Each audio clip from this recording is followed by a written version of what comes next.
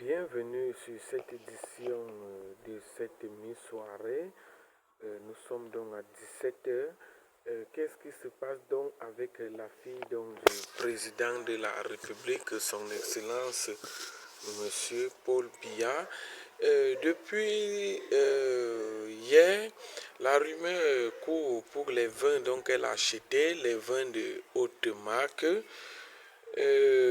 Pour une facture de plus de 4, on parlait de 4 millions donc, de francs. Alors, les Camerounais donc, ont commencé donc, à faire tout un bruit que où est donc l'argent des contribuables. Alors, les autorités judiciaires ont donc commencé à mettre main sur ces derniers qui ont donc fait ce soulèvement.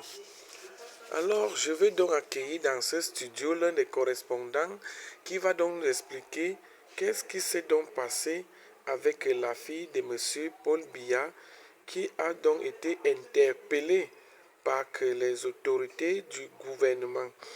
Alors, Brenda Biya, alias King Nasty, est l'une des filles du président camerounais M. Biya.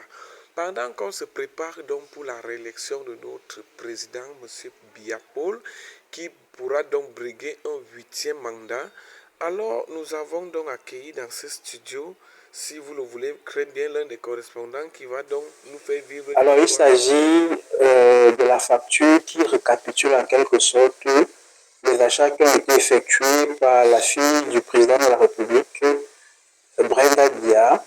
De quoi s'agit-il exactement? Il s'agit d'une facture qui compte des vins de marque qui ont été achetés par la fille du président de la République.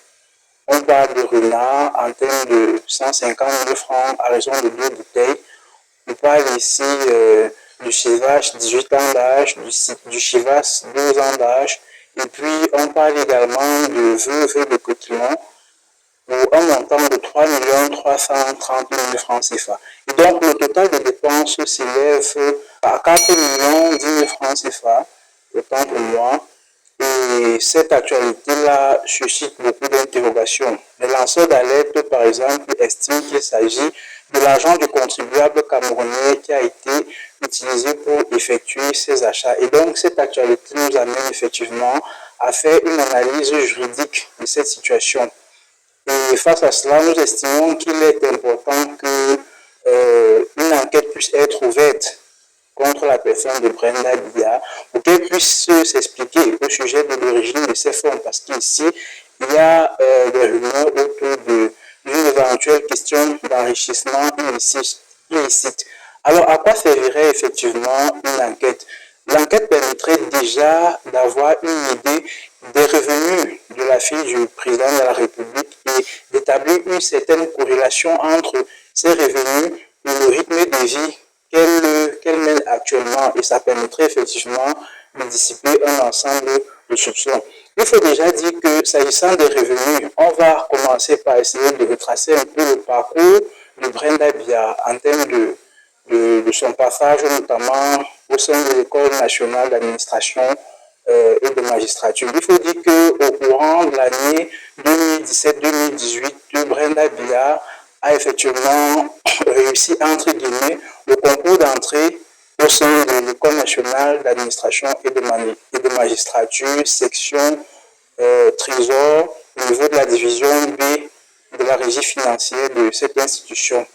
Nous disons entre guillemets parce que cette année-là, son entrée avait suscité beaucoup de polémiques. Le concours en lui-même avait suscité beaucoup de polémiques parce que, après la décision de publication des résultats par le directeur général de l'époque, le ministre Toussaint N'Djana, qui avait eu ensuite la décision du ministre de la fonction publique de l'époque, Michel Ange Henry, qui avait annulé ces résultats. Et donc, ça avait suscité une certaine polémique. Bon, nous n'allons pas rentrer dans le fond de cet autre sujet.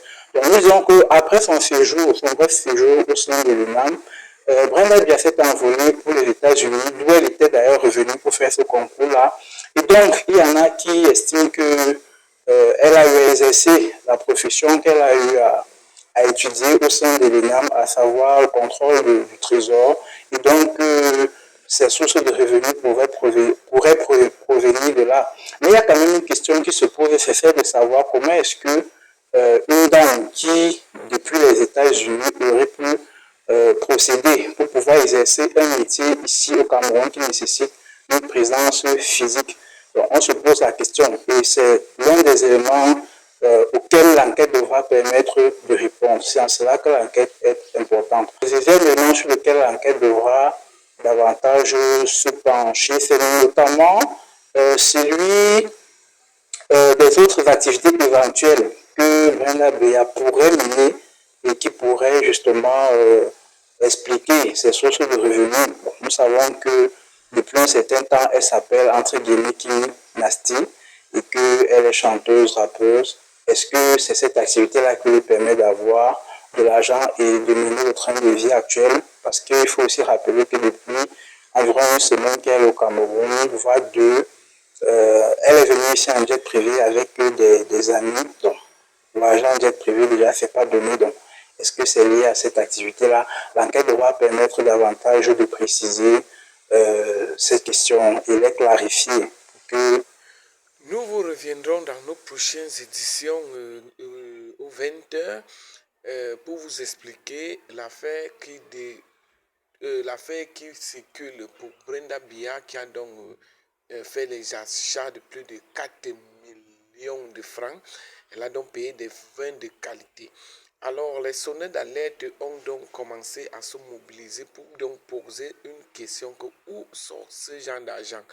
Alors, c'est le créateur de l'un des contenus sur notre chaîne politique de Daniel Nikon. Cette édition vous sera diffusée en temps réel lorsqu'il sera donc 20h.